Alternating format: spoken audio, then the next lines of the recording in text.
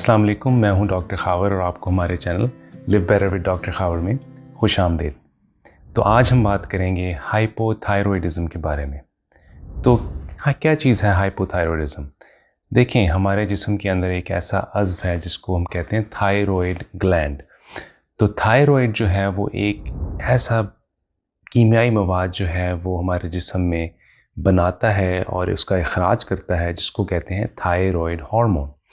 तो thyroid hormone जो है वो एक बहुत ज़रूरी कीमियाई मवाद है। इस हार्मोन की वजह से हमारे जिस्म के अंदर जितने भी अज़ा हैं वो तवानाई हासिल कर सकते हैं उस ग़िज़ाइयत से और ग़िज़ा से जो हम रोज़मर्रा की ज़िंदगी में खाते हैं।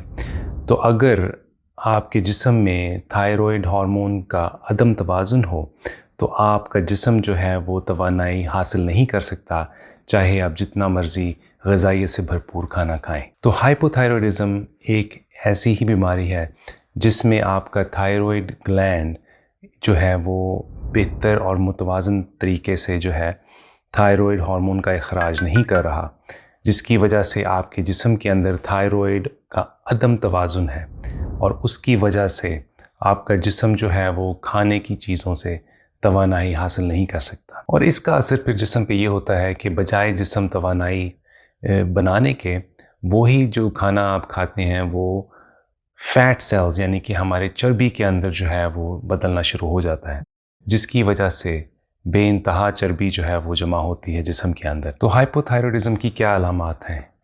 इनमें ये अलामात शामिल हैं। आप जो है वो थकावट महसूस करते हैं रोज़, हालांकि आप पूरी रात जो है वो अच्छा सोते हैं और दिन में भी जो है वो नींद आती है।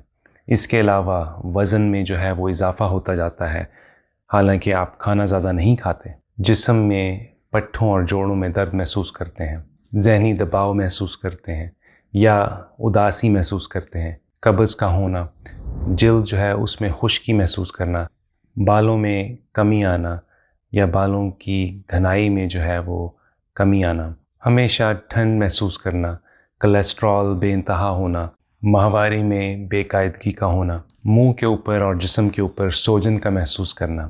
तो ये कुछ अलामात हैं हाइपोथायरॉयडिज्म की। इस बीमारी की तशख़ीस के लिए कोशिश करें कि अपने मौलिज से रुजू करें और थायरॉयड हार्मोन का जो है लेवल वो देखें आपके खून के अंदर, जिसमें TSH और फ्री T4 ये दो हार्मोन्स जो हैं वो चेक करने पड़ते हैं, जिससे पता चलता है कि वाकई हाइपोथायरॉयडिज्म का मसला है या नहीं। शुरू के दिनों में थायरॉयड का जो टेस्ट हैं वो हो सकता है कि वो नॉर्मल आए, लेकिन आपको फिर भी जो है वो अलामात महसूस होती हैं। तशख़ीस होने के बाद हो सकता है कि आपका मौलिज जो है वो आपको थायरॉयड हार्मोन की जो है वो दवा दें, जो कि आप ले सकते हैं ताकि आपके जो हार्मोन का जो अदम तवाज़ुन है उसमें बेहतरी आए। ये ज़रूरी है कि आप अपने मौलिज से रुजू करें जब भी आप महसूस कर रहे हों कि आपको इस किस्म की अलामात हो रही हैं, क्योंकि हो सकता है कि कई दवाइयाँ अगर आप किसी और मसले के लिए ले रहे हैं वो भी आपके थायरॉयड के ऊपर असरअंदाज हों।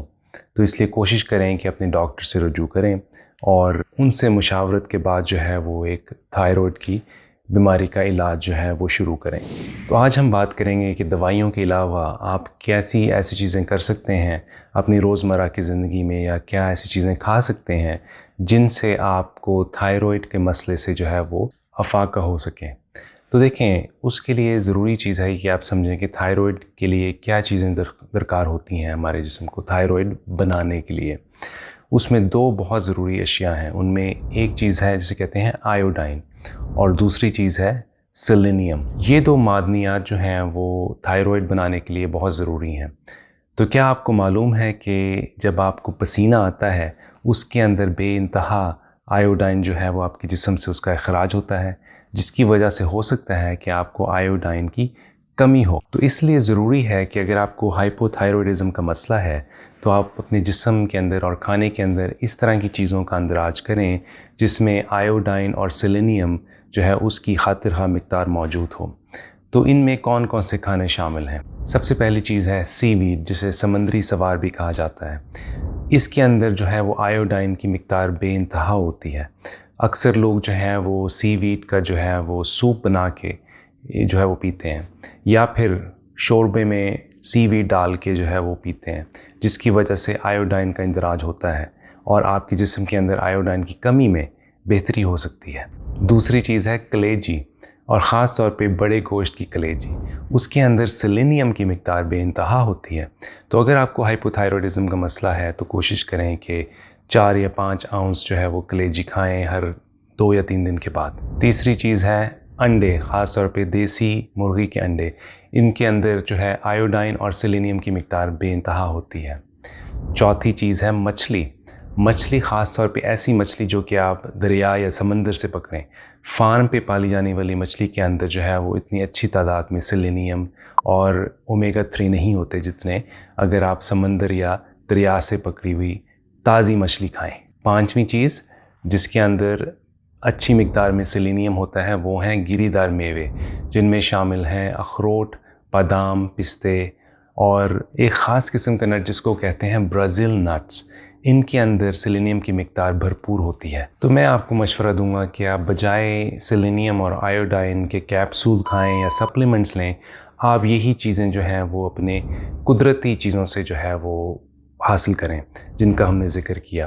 اس کی وجہ یہ ہے کہ جب آپ سپلیمنٹس یا کیپسول لیتے ہیں ان چیزوں کے، تو اس سے آپ کے جسم کے اندر سیلینیم اور آیوڈائن کی مقدار بہت زیادہ ہو سکتی ہے، جس کی وجہ سے آپ کے جسم کے اندر عدم توازن ہوگا۔ اس کی وجہ سے آپ کے تھائرائیڈ کے اندر بجائے بہتری آنے کے اور بدتری آنا شروع ہو جائے گی۔ تو اس لیے توازن بہت ضروری ہے، اور آپ اسی صورت میں حاصل کر سکتے ہیں جب آپ یہ آیوڈائن اور سیلینیم جو ہے وہ قدرتی چیزوں سے حاصل کریں گے۔ یہ تو ہو گئی خوراک۔ تو کچھ ایسی چیزیں جو ہیں ان سے آپ نے بے انتہا پرہیز کرنا ہے جو کہ آپ کے تھائرائیڈ ہارمون کے لیے بے انتہا مضر صحت ہیں۔ ان میں کیا کیا کیمیائی مواد ہیں؟ تو دیکھیں، ان کیمیائی مواد کو جو ہے وہ اینڈوکرائن ڈسرپٹرز کہا جاتا ہے، یعنی کہ یہ آپ کے جسم کے اندر بے پناہ تباہی کا باعث بن سکتے ہیں۔ ان کیمیائی مواد کا ذکر جو ہے وہ ہم نے اپنی پچھلی PCOS کی ویڈیو میں کیا تھا، تو اس کا لنک جو ہے وہ ہم یہاں پہ چھوڑیں گے۔ تو دیکھیں ان کیمیائی مواد میں کیا کیا چیزیں شامل ہیں۔ ان میں ڈائی آکسنز، فائلیٹس، پیرابنز، BPA، PCB، ٹرائی کلوروفارم، یہ کیمیائی مواد جو ہیں ان کا بے انتہا منفی اثر ہوتا ہے آپ کے تھائرائیڈ کے اوپر۔ تو یہ کیمیائی مواد آپ کے ارد گرد کے ماحول کے اندر بڑے پیمانے پہ موجود ہوتے ہیں۔ ان کیمیائی مواد سے آپ نے بے انتہا جو ہے وہ بچاؤ کرنا ہے۔ تو ہمیں امید ہے کہ یہ معلومات آپ کے لیے فائدہ مند رہیں گی۔